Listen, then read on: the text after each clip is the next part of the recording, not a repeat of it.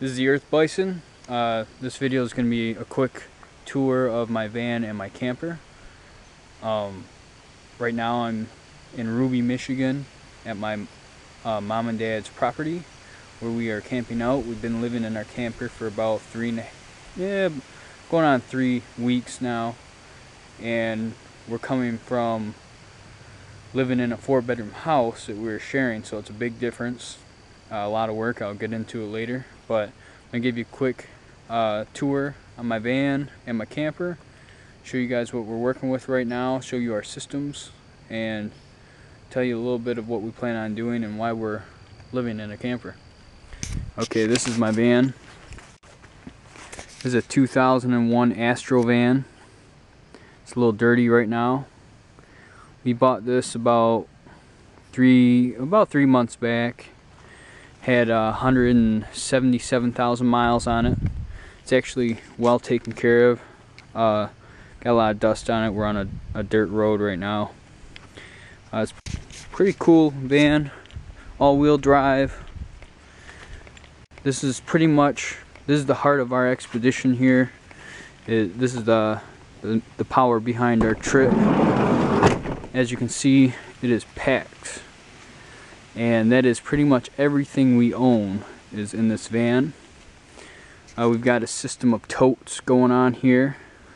Very little is outside of the totes. We have it organized and easily accessible so we can come in and grab what we need. Like I said, we completely downsized our entire life so that we can fit everything we own pretty much in this van. We don't keep a lot in the camper because we want to keep as much weight out of the camper as possible because we're towing. Even though I know there's going to be a lot of weight in the van, we have a towing capacity of like 2,500 pounds, I believe.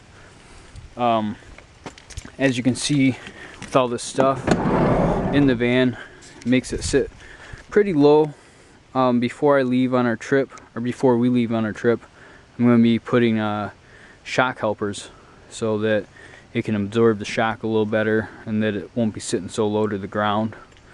This van has a really awesome back hatch. I keep everything we need to be easily accessible. I keep in the back, mainly our clothes. Every piece of clothing I own is in this bag here, and this is my essentials, my bathroom essentials, stuff like that. This is my wife's bag, so our entire wardrobe we shrunk down to fit into a couple bags. These are our product. We make crafts, and we plan on being mobile merchants and going around selling our product. So we keep that in here as well. I've been doing a lot of fishing. That's why my poles are easily accessible right now. This van has an awesome hatchback. Opens wide, reach right in there, grab whatever you need. I keep my tools easily accessible.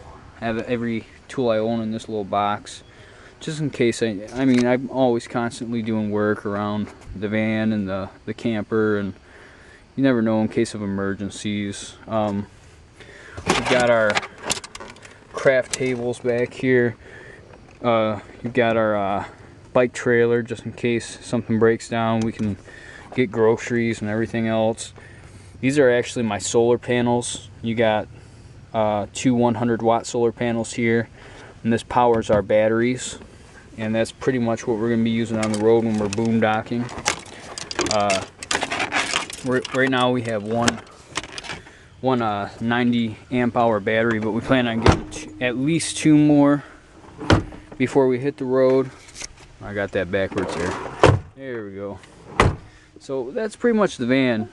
Nothing too fancy. It's just really our storage compartment and the engine to our train. So it's good. It's a good van. We're really happy with it. Drives really well. Great on gas. We had a Blazer before this. Compared to the Blazer was a gas guzzler. So yeah, that's the van. If you come over this way, you see our camper over here. These are our bikes, and we've been stationary for the past 3 weeks, just learning to live My cat's up in a tree. Uh oh, I left my cat out, now she's up in a tree. Hear her up there? You stuck at me? Alright, we'll be right back. I gotta get my cat out of the tree. Okay, my cat's out of the tree. I just climbed up there and got her out. It wasn't a very big tree. She's up at the top of that little one there. Anyways, back to the tour. So you got our camper here. This is a 1981 Sunline camper. This camper is about 7 years older than I am. I've seen older. I mean, it's not the oldest camper I've seen, but it's in really good shape for its age. That's why we bought it. Picked it up for about $2,000. We paid extra money for it just so the guy would hold it, because campers like these, as soon as they popped up on Craigslist, they would disappear just as fast. The guy lived about 2 hours away, so I offered him an extra couple $100 to hold it for me, and I'm glad I did, because he had tons of offers on this thing, people begging him for it. But really quick, the basics on this thing. It's about I think it's a 13 foot, 14 foot, including the tongue. Really nice bearings on it. Right now I'm plugged in to the shore power in my mom's house. There's my cat inside the window there, safe and sound. I'll take you guys inside. This is my shit hauler. It's probably the most disturbing part of this entire process is emptying my black water and gray water tank and taking it over to the septic and dumping it. I mean, it's an every other day thing, every other day event. It's a 5-gallon tote. These things are expensive. I bought this thing brand new for like 50 bucks. I would have preferred a 10-gallon, but you know, I was a little tight on cash at the time. But yeah, you'll quickly learn with this kind of lifestyle, constant upkeep. You got to be diligent, and it's kind of rewarding in that aspect. That's probably my least favorite part of this whole thing, but it's a small price to pay. I'll take you around this side. You got more windows. You got your hookups, your electric outlet there, water hookup. Got storage compartment here. Check out my nice key. That's where I keep my freshwater hose, my jacks. I even keep my utility hose, which is over here. And I highly recommend that if you are partaking in this kind of lifestyle, have a cool little portable utility hose like this. It does wonders. You need to clean inside your black water tank. Clean anything outside at all. I'm gonna stick that back in here soon. I'm gonna take you inside because it's starting to rain. But you got your 2 propane set up here.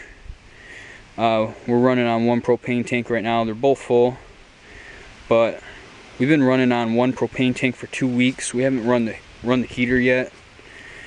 We've just been running the fridge on propane and using the stove, and it's cool because it's lasted 2 weeks, so that's nice. I'm sure the heater will eventually eat that right up.